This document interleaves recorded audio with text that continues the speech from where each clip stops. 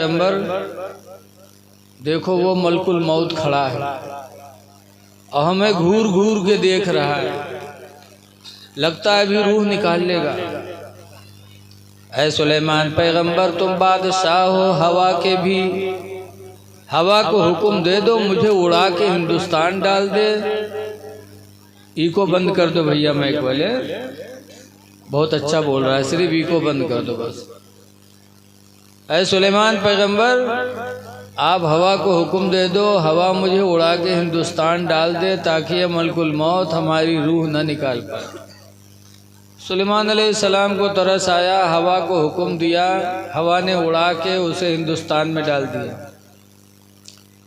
तब वो मलकुल मौत फरिश्ता सुलेमान अलैहिस्सलाम के पास गया, कहने लगा हुजूर आपका बड़ा एहसान है, अल्लाह ने मुझे कहा था कि इसकी रूह हिंदुस्तान में निकालना, और जब मैं आया रूह निकालने के लिए तो हिंदुस्तान से बाहर था। मैं परेशान था कि अल्लाह के हुक्म पर अमल कैसे करूं।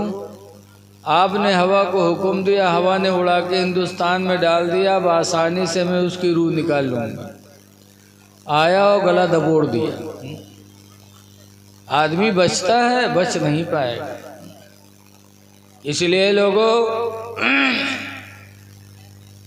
हर वक्त मौत का ख्याल रखो, खुदा जाने किस वक्त बुलावा आ जाए। वो ये न सोचे कि हम हमेशा रहेंगे। हिंदुस्तान जब आज़ाद हुआ अंग्रेज़ों से तो उस वक्त 16,000 आलिमों ने शहादत पाई थी। कितने आलिम शहीद हुए थे? तो बोल दो यार, 16,000। तुम लोग सोचो तो ये मौलवी मौलाना कैसे शहीद हुए, ये तो भाग लिया था। भागते नहीं हैं। जंग आज़ादी में 16,000 आलिम ने जान दे करके हिंदुस्तान को अंग्रेज़ों से आज़ाद कराया था। उसी में एक मौलाना किफ़ायतुल्लाह मुरादाबादी थे। अंग्रेज़ों ने उनको फांसी दिया था। जब फांसी के फंदे पे लेके गए तब अंग्रेज़ों ने पूछा था, फांसी का कानून है कि फांसी देने के वक्त इंसान की ख्वाहिश पूछी जाए। ए बच्चे चुप रहो। तब अंग्रेज़ों ने पूछा था मौलाना किफ़ायतुल्लाह अब आखिरी वक्त है, कोई ख्वाहिश? खरगोपुर के आदमी हो तो कहा था तनी मेहरबक बला लो देख ली तनी, या कहा ठंडा ले आओ तनी पी ली, अब तो जैते हैं दुनिया से। लेकिन वारे मौलाना किफ़ायतुल्लाह मुरादाबादी, जब अंग्रेज़ों ने पूछा आखिरी वक्त है कोई ख्वाहिश, तो कहा कलम और कागज़ ले आओ। कलम और कागज़ अंग्रेज़ों ने दिया था। तब मौलाना किफ़ायतुल्लाह मुरादाबादी ने चलते चलते दुनिया से लिखा था कि कोई गुल बाकी रहेगा ना चमन रह जाएगा। माशाअल्लाह। कोई गुल बाकी रहेगा ना चमन रह जाएगा,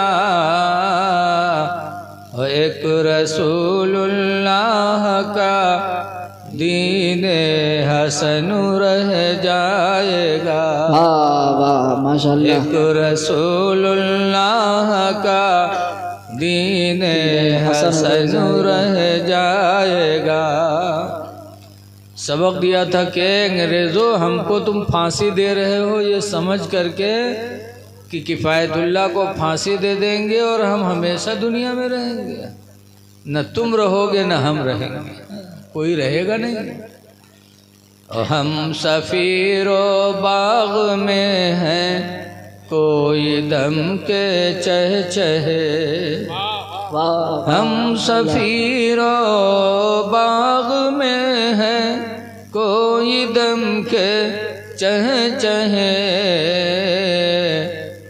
और बुलबुलें उड़ जाएंगी सोना चमन माशाअल्लाह। बुलबुलें उड़ जाएंगी सोना चमन रह जाएगा। अतुल सो कम ख्वाब की पोशाक पे नाज़ान हो। आज हम लोग पोशाक पे नाज करते हैं।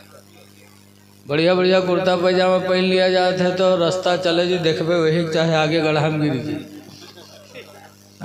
ऐसे बहुत से कोट पैंट पहनने के बाद अतरात। ऐसे हमारी माँ बहनें शादी ब्याह में है पहनी है गरारा तके के बाद उसका उठाए कैसे चली हैं। लागत है आंधी बवंडर हो आवत बौड़ा ली। और कुछ तो ऐसा गरारा पहनत है कि खुद नहीं उठाए पावत है तो दुई मिहरुए लागत है हर बार। बताओ अब कहो पंजा फंस जाए गिरे तो भूभुन रही जाए। ऐसा लिबास पोशाक पे नाज न करो। अतुल सो कम ख्वाब की पोशाक पे नाज़ान हो।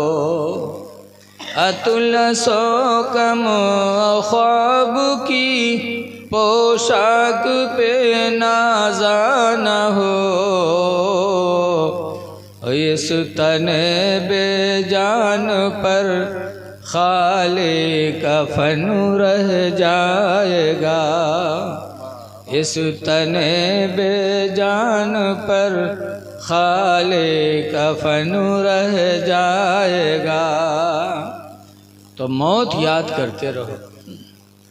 जब मौत याद करते रहोगे तो गुनाह नहीं होगा। हज़रत उमर फारूक आज़म रज़ी अल्लाह ताला अन्हु मदीने मुनव्वरा में अमीरुल मोमिनीन थे। अमीरुल मोमिनीन यानी पूरे मोमिनों के अगवाकार। दुनिया में जितने मोमिन थे सबके बादशाह, लेकिन उनका बच्चा मदीने के मदरसे में हिफ्ज करता था। आज अगर प्रधान हो जाते हैं तो बौराए जाते हैं कि हमारे लड़का मदरसा में पढ़ी।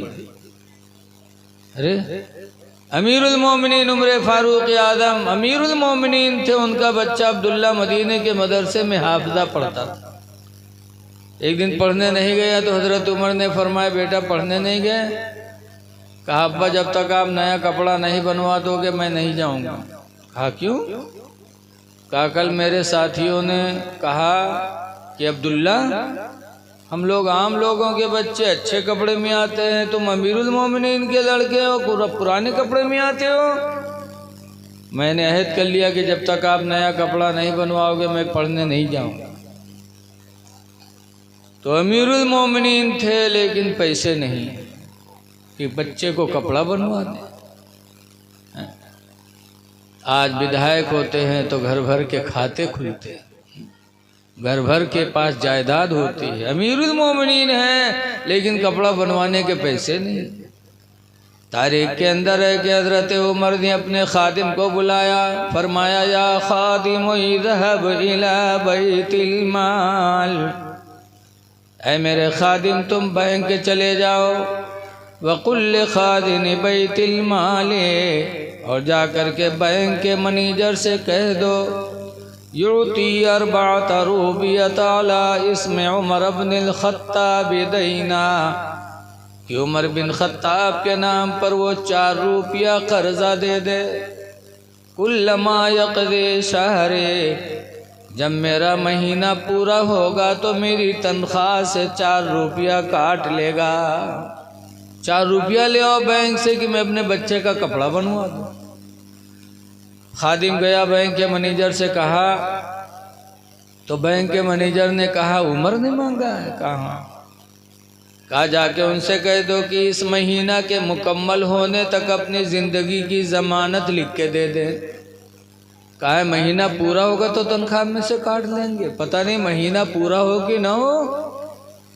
जाके उनसे कह दो पूरे महीने की ज़िंदगी की ज़मानत लिख देंगे, जब तक महीना पूरा नहीं होगा मौत नहीं आएगी तब दूंगा, वरना बैतुल माल है दे दूं तो ये कौन देगा। खादिम वापस आया, हज़रत उमर ने हाथ फैलाया, कहा लाए।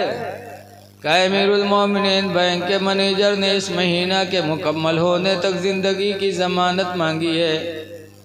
तो हज़रत उमर रो पड़े। और रो करके अपने बेटे अब्दुल्ला के सर पे हाथ रखते हैं, फरमाते हैं बेटा जाओ पढ़ो,